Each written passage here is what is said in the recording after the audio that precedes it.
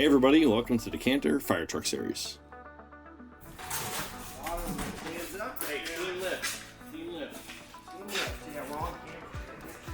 In this video, you're going to see the custom roof rack that we built for the Canter. It's out of 1 3/4 tubing.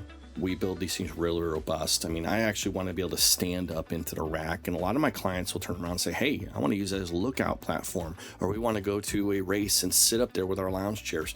These things are built so strong that most of our racks can handle a significant amount of weight. Oh, that's cool. That's cool. You can change it like this. There it is.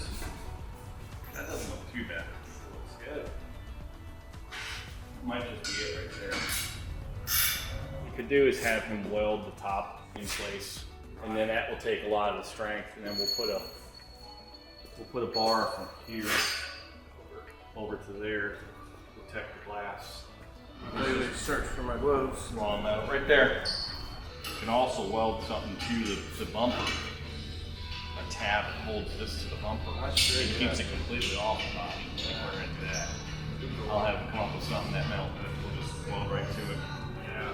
Bolt this to the bumper, and then There's going to be times you're going to say, well, wait a second, I thought in one video you sat there and said you were going to mount it to the side of the truck. Well, you're going to also see where we make changes, and we go ahead and mount it to the front of the bumper. And the reason for that is because we might find out that that's not going to work right. You know, it's going to cause too much stress maybe on the chassis of the truck itself, or it's going to become an interference issue, or, you know, any number of issues can pop up. So we go back, we redesign it, and then you'll see where we may cut something off and change that up because we didn't like the way it worked.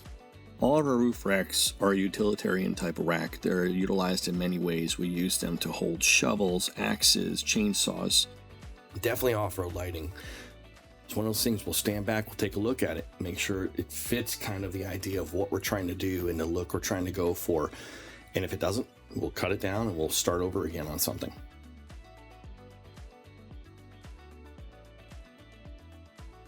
So if you have any questions about any of the products we've used, leave a comment in the comment section below the video and we'll get back to you with the product details.